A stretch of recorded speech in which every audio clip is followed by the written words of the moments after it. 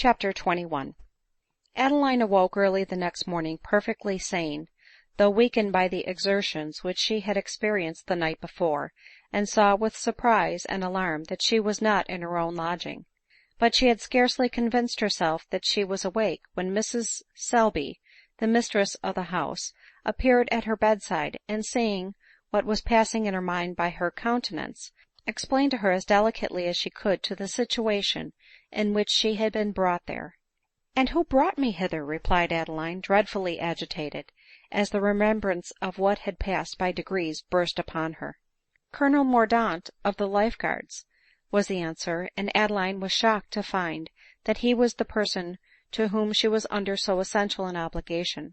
She then hastily arose, being eager to return home, and in a short time she was ready to enter the drawing room, and to express her thanks to Colonel Mordaunt. But in vain did she insist on going home directly, to ease the fears of her family. The physician, who arrived at the moment, forbade her going out without having first taken both medicine and refreshment ; and by the time that, after the most earnest entreaties, she obtained leave to depart, she recollected that as her clothes were the same, she might still impart disease to her child, and therefore must on no account think of returning to Editha. " Whither then can I go ?" cried she, forgetting she was not alone. " Why not stay here ?" said the Colonel, who had been purposely left alone with her. " O dearest of women, that you would not accept the protection of a man who adores you, who has long loved you, who has been so fortunate as to rescue you from a situation of misery and danger, and the study of whose life it shall be to make you happy." He uttered this with such volubility that Adeline could not find an opportunity to interrupt him ;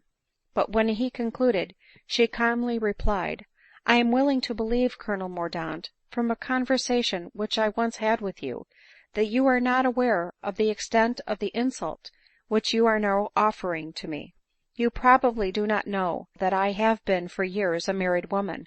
Colonel Mordaunt started and turned pale at this intelligence, and in a faltering voice replied that he was, indeed, a stranger to her present situation ;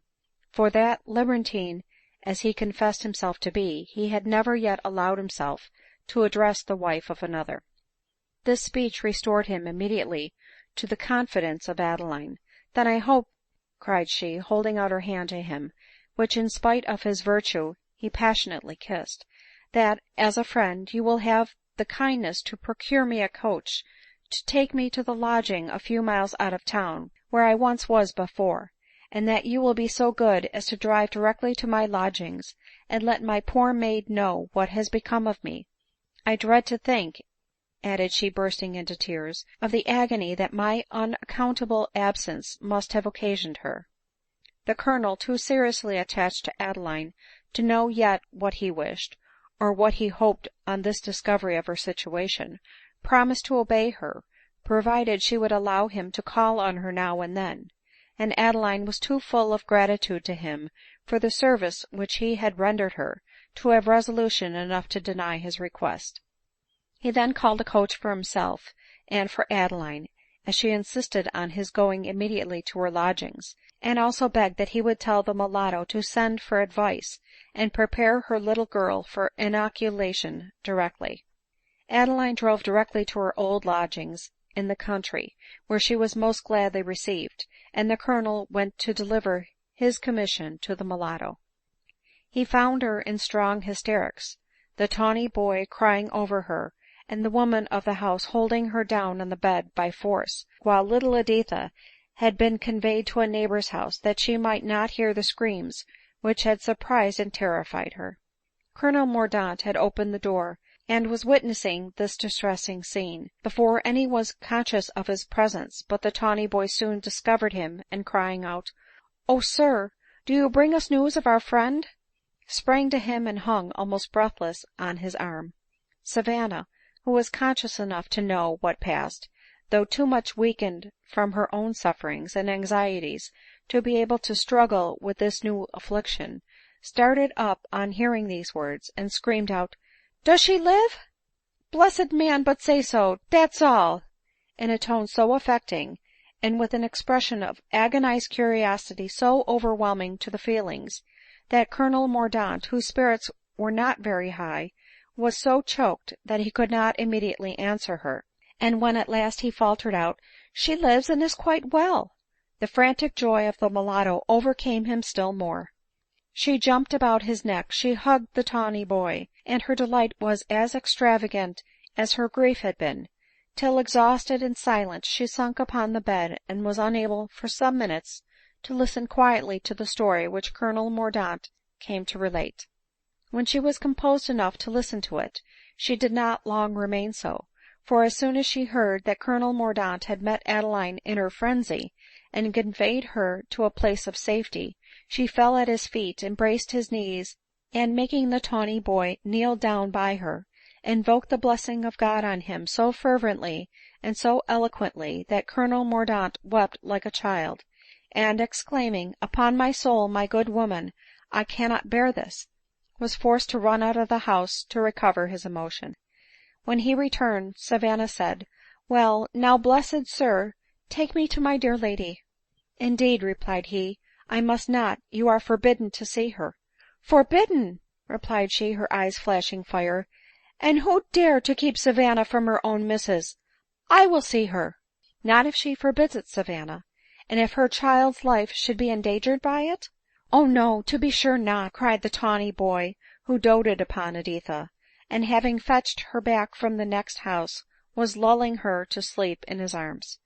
Colonel Mordaunt started at the sight of the child, and stooping down to kiss its rosy cheek, sighed deeply as he turned away again. " Well," cried Savanna, " you talk very strange ; me no understand." " But you shall, my excellent creature," replied the Colonel, " immediately." He then entered on a full explanation to Savanna, who had no sooner heard that her mistress feared she had been so much exposed to the infection of the small pox as to make her certain of giving it to her child, than she exclaimed, " Oh my good God, save and protect her own self ! She never have it, and she may get it and die." " Surely you must be mistaken," replied the Colonel ;" Mrs Berrendale must have recollected and mentioned her own danger, if this be the case." " She !" hastily replied the mulatto, " she tink of herself, never ; she only mind others good. Do you tink, if she be one selfish beast like her husband, Savanna love her so dear ? No, Mr Colonel, me know her ; and me know though we may save the child, we may lose the mother." Here she began to weep bitterly ; while the Colonel, more in love than ever with Adeline, from these proofs of her goodness, resolved to lose no time in urging her to undergo herself the operation which she desired for Editha. Then, begging the mulatto to send for a surgeon directly, in spite of the tears of the tawny boy, who thought it cruel to run the risk of spoiling Miss Editha's pretty face, he took his leave, saying to himself, " What a heart has this Adeline ! How capable of feeling affection ! for no one can inspire it who is not able to feel it ; and this creature is thrown away on a man undeserving her, it seems." On this intelligence he continued to muse till he arrived at Adeline's lodgings, to whom he communicated all that had passed, and from whom he learned, with great anxiety, that it was but too true that she had never had the small pox, and that therefore she should probably show symptoms of the disease in a few days. Consequently, as she considered it too late for her to be inoculated, she should do all that now remained to be done for her security by low living and good air. That same evening Colonel Mordaunt returned to Savanna, in hopes of learning from her further particulars respecting Adeline's husband, as he felt that his conscience would not be much hurt by inducing Adeline to leave the protection of a man who was unworthy of possessing her. Fortunately for his wishes, he could not wish to hear, more than Savanna wished to tell, everything relating to her adored lady ; and Colonel Mordaunt heard with generous indignation of the perfidious conduct of Berrendale, vowing at the same time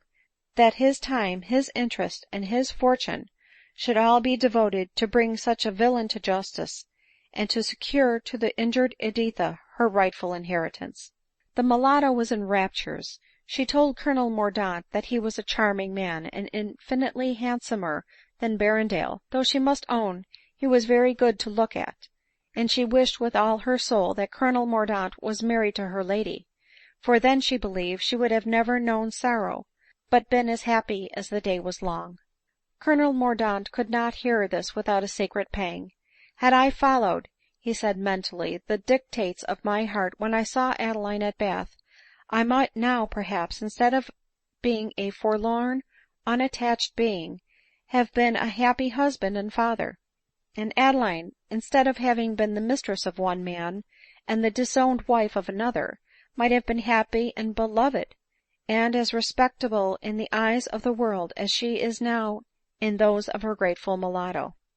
However, there was some hope left for him yet. Adeline, he thought, was not a woman likely to be over scrupulous in her ideas, and might very naturally think herself at liberty to accept the protection of a lover, when, from no fault of hers, she had lost that of her husband. It is natural to suppose that while elevated with these hopes, he did not fail to be very constant in his visits to Adeline, and that at length, more led by passion than policy, he abruptly, at the end of 10 days, informed Adeline that he knew her situation, and that he trusted that she would allow him to hope that in due time his love, which had been proof against time, absence, and disdain, would meet with reward; and that on his settling a handsome income on her and her child for their joint lives, she would allow him to endeavor to make her as happy as she, and she only, could make him. To this proposal, which was in form of a letter, Colonel Mordaunt did not receive an immediate answer, nor was it at first likely that he should ever receive an answer to it at all, as Adeline was at the moment of its arrival confined to her bed, according to her expectations, with the disease which she had been but too fearfully imbibing, while the half distracted mulatto was forced to give up to others the care of the sickening Editha, to watch over the delirious and unconscious Adeline. But the tawny boy's generous benefactress gave him leave to remain at Adeline's lodgings, in order to calm the fears for Editha, and assist in amusing and keeping her quiet; and if attention had any share in preserving the life and beauty of Editha, it was to the affectionate tawny boy that she owed them; and he was soon rewarded for all his care and anxiety by seeing his little charge able to play about as usual. Colonel Mordaunt and the mulatto meanwhile did not obtain so speedy a termination to their anxieties. Adeline's recovery was for a long time a matter of doubt, and her weakness so great, after the crisis of the disorder was past, that none ventured to pronounce her even then out of danger. But at length she was in a great measure restored to health, and able to determine what line of conduct it was necessary for her to pursue. To return an answer to Colonel Mordaunt's proposal was certainly her first business; but as she felt that the situation in which he had once known her made his offer less affronting than it would have been under other circumstances, she resolved to speak to him on the subject with gentleness, not severity, especially as during her illness, to amuse the anxiety that had preyed upon him, he had taken every possible step to procure evidence of the marriage, and gave into Savanna's hands, the first day that he was permitted to see her, an attested certificate of it. Chapter 22. Recording by Pam Moscato.